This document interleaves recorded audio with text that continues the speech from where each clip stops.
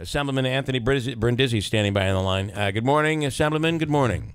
Good morning, Bill. How are you? Wonderful. You foiling any emails lately? Anything going on? Not this week. So I guess before we get into the budget, I do have to ask, because I'm beginning to.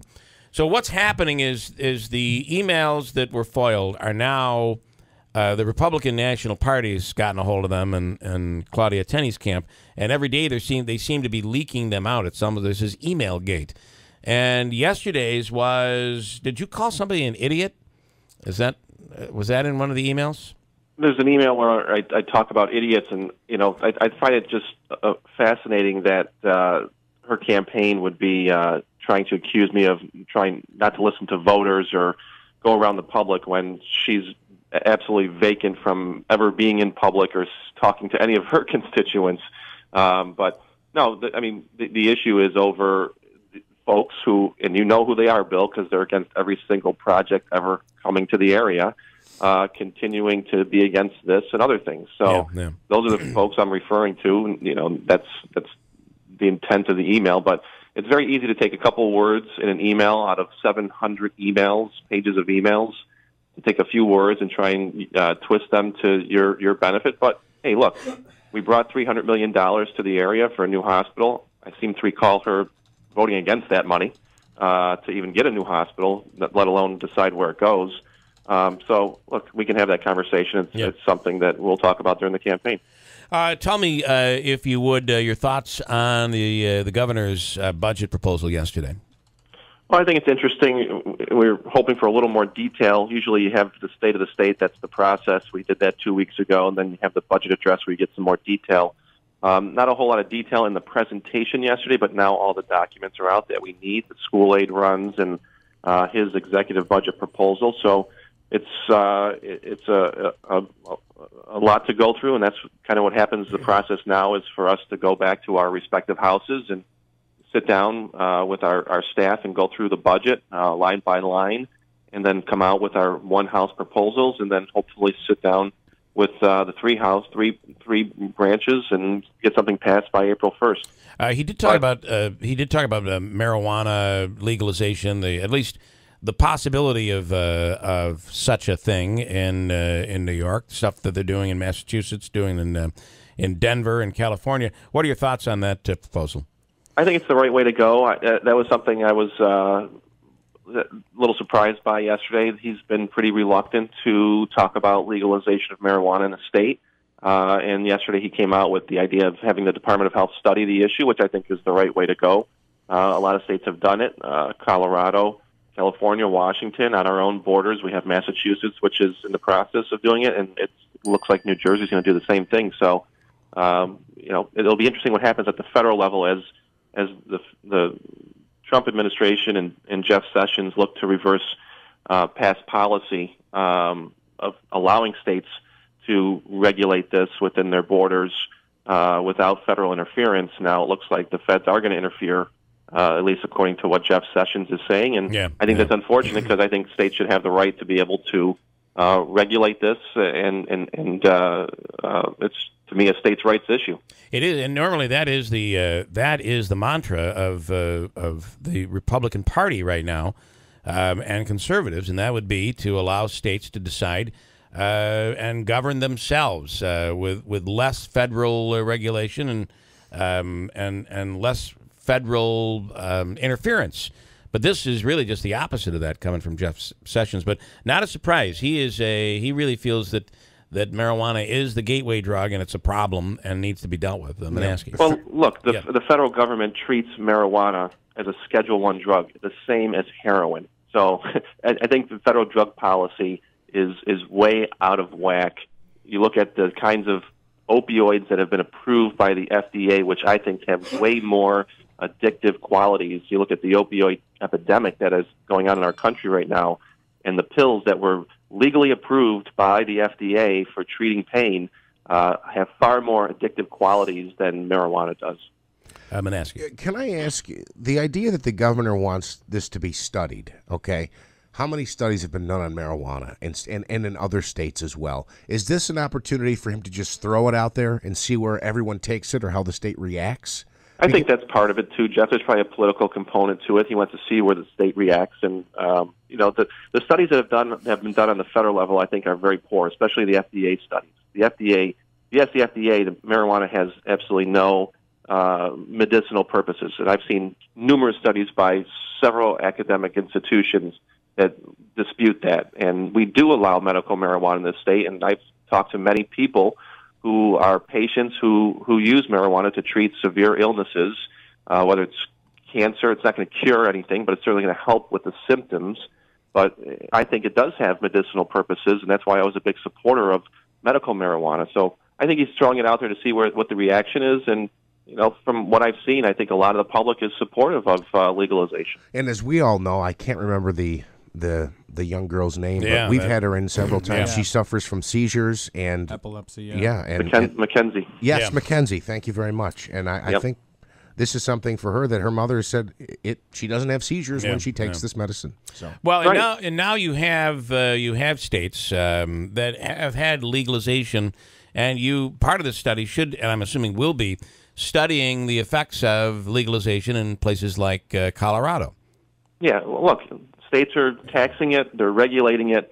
The bottom line is, if you're sitting in wherever today in New York State and you want to get your hands on some marijuana, you're probably going to get your hands on some marijuana. So is it better just to tax it and regulate it and go that route? I want your thoughts on the money he's proposing for education.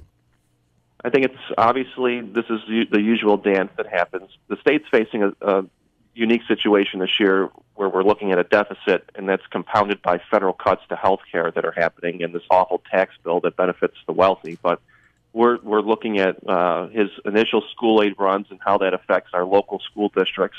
I know it's not as much as many of the advocates and schools were hoping for, but this is the typical dance that happens in Albany, where he comes out with his budget for school aid, and then the legislature, after talking to their schools and their local communities, will then add to it. So I think the number will go up from here. But again, we have a very difficult situation this year with the budget deficit. What I don't want to see, which is just something that comes up every single year, is we have to increase aid to charter. This is something the Senate pushes, the Senate leadership pushes every year, is that we have to increase aid to charter schools by the same amount that we increase aid to traditional public schools. So we'll see if that's another debate we're going to have this year.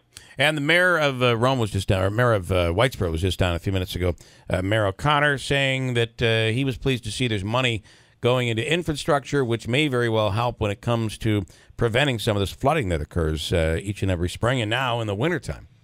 Yep, that's another part of it. That's I think a good thing that we're spending money on flood relief programs, flood mitigation programs. As we know, we got hit again this past weekend in several parts of Oneida County, and it continues to be an ongoing issue, and we got to take care of it. Look, there's some areas that I think are going to flood no matter what we do to fix these streams, and we have to have a conversation. Do we want to start having some kind of a buyout program for some of these homes in these streets that get flooded every single year? That's a discussion we got to have with local officials. And I think in the case of Whitesboro, the problem again this time is that bridge, that CSX bridge, that sits back there, and they have been very, in my opinion, negligent in not fixing the problems with that bridge, CSX. Now they're a private company. We can't order them to take action, but I think it's time to maybe start looking at some kind of a lawsuit by the county or whoever against CSX to force them to raise that bridge up, to widen the underpass, because, again, it's a bottleneck, and the ice gets stuck under there, or the water, the debris gets stuck under there, and the water backs up into people's homes. I want to switch gears and just end with this. And you talk about the tax bill, the federal tax bill, which your opponent, Claudia Tenney, did vote for, and talking about how this hurts New York and high-tax states. So the one thing that the pushback that Claudia Tenney's camp is going to give and has given is, of course, then fix the tax problem in New York. How do you answer that? We are one of the highest tax states in the country. I think it's peculiar to me that they'll say we're a high-tax state, but, hey, here's a new tax bill that's going to actually raise your taxes even more. New York is a donor state. New York taxpayers send $48 billion a year in taxes down to Washington than we get back in federal services. where other states that don't provide for public education or health care or programs for seniors or veterans send $1 down, they get $3 in return in federal taxes. That's a problem that Claudia Tenney and our other representatives need to fix down in Washington. Having said that, we do have to do more here in New York State to try and bring down taxes for middle-class families. And if you look at the tax code in the middle-class families, really, taxes have come down over the last couple of years. The big problem is property taxes. You have the tax cap, so taxes can't go above 2%. But a lot more needs to be done, and I think a lot more can be done if we had some mandate relief for municipalities, which is something I've been pushing for since I've been in office, to try and bring down the cost of government, and then hopefully that would lower property taxes.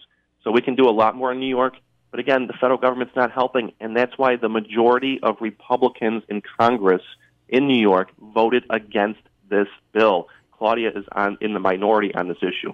And finally, if Congresswoman Tenney ever came on the air, she would say, "You're a Cuomo rubber stamp. You're the guy that's so tied to Andrew Cuomo." How would you, if we had both of you on, which we will not, just for the record, how would you answer that if she were to, which she is right now, saying that's you're tied to Cuomo. Soon you're going to be tied to Pelosi. So how do you answer that? Yeah. Well, I would ask, is she tied to Trump and Ryan? Because I see her voting 100% for Ryan's agenda in the House, which is hurting middle-class families here in New York. I think people who know me know that I don't have any allegiance to any politician in the state or country. And if you look at my past history with the governor, when it came to the SAFE Act, I stood up against him. When it came to public education, I stood up against him. When it came to economic development in our area, I stood up against him. And I didn't just do that quietly. You know I was very public about my disputes with the governor over the years.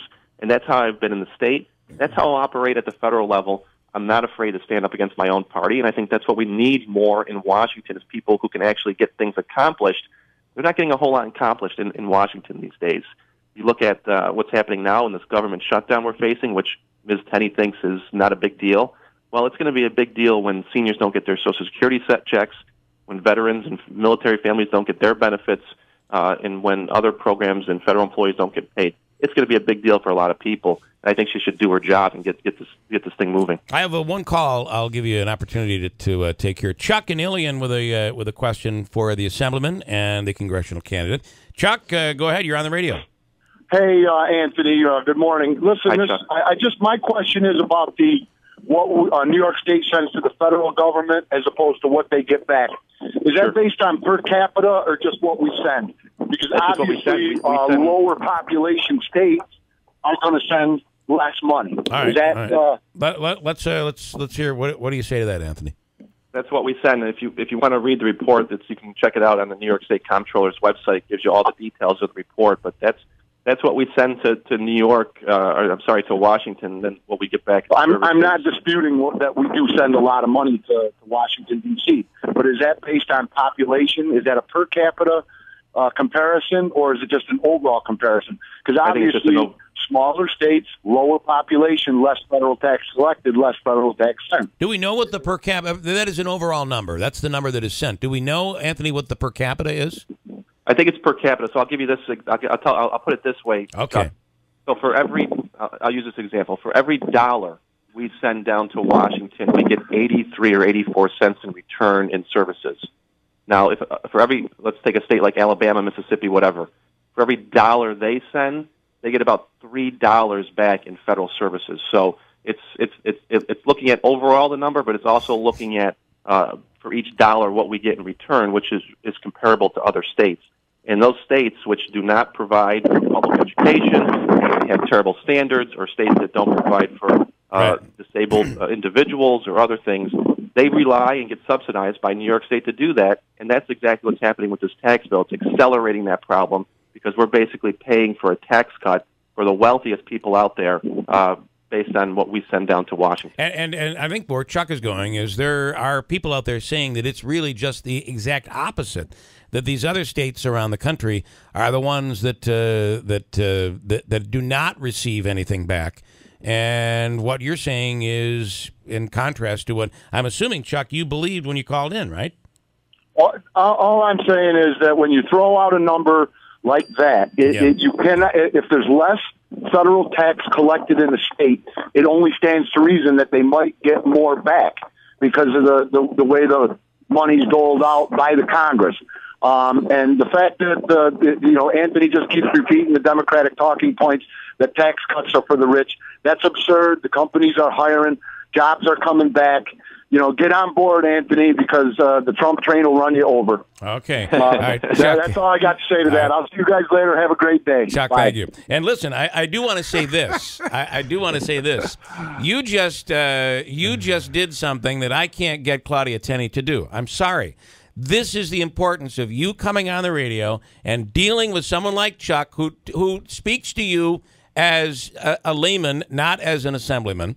And someone who works for him, even though I don't think he's in your district right now, but if you were elected as congressman, he would be. So You're willing to take the heat. So how do you respond? Get on the Trump train. It's going to run you over. How do you respond? At the very least, it'll cuss you out, okay? What do you say to that? Listen, I think I'm going to get run over by the train, actually, and many of us are with this tax bill. Look, the tax bill, I'm not interested. I am interested in tax cuts. I'm interested in tax cuts for people like Chuck, not the kind of tax cuts that are going to be in this tax bill where Apple, the wealthiest corporation, is going to save $48 billion a year or $48 billion over 10 years under this tax bill. People in this area need a tax cut. Unfortunately, the bulk of these cuts, while many people are going to get a tax cut under this bill, but it's peanuts compared to the money that's going to be going to these corporations, these hedge fund managers. We talk about just one issue, this carried interest loophole. It's a very issue. It's an issue that Trump and Clinton both campaigned on wanting to close. It's a loophole that hedge fund managers use to have windfall profits taxed at a lower rate than you or I or Chuck. They didn't close this loophole in the tax bill. They continue to reap these windfalls at a lower tax, and that's something that is another glaring problem with this tax bill, why it's geared so heavy to the wealthiest Americans. And one thing I'll add is Trump did carry this area, and I'm pretty sure carried the congressional district. And I don't know where it is today, but is that something you're concerned about? Chuck saying, get on the train, otherwise it's going to roll you over. Are you concerned about that? I'm concerned about when I go around this district and I talk to people, what I'm concerned about is hearing from people who are afraid of losing health care, who are afraid of this tax bill and losing Social Security or Medicare because now we're going to have to find some way to pay for this $1.5 trillion cut that's also adding to the deficit. They're afraid of their privacy being shared with folks over the Internet, advertisers. They're scared of corporations who are reaping record profits. Chuck talks about companies hiring. You look at the last two times that we have done this trickle-down economics type of tax bill, back in the 80s, in the 2000s. Companies did great. Corporations did great. Wall Street went up. But guess whose wages have been flat for decades? Yeah. Average Americans. People in the middle class who are struggling with higher taxes, who are struggling with higher cable bills, higher cell phone bills, because many in Washington right now take millions of dollars from these companies for their campaigns and then let them steamroll the American people like they do with many of these big companies that are merging these days. So, that's who I want to stand up for, not these corporations in Wall Street. Assemblyman Anthony Brindisi, we appreciate the time. Thanks so much, and we will talk again. All right. Thank you, guys.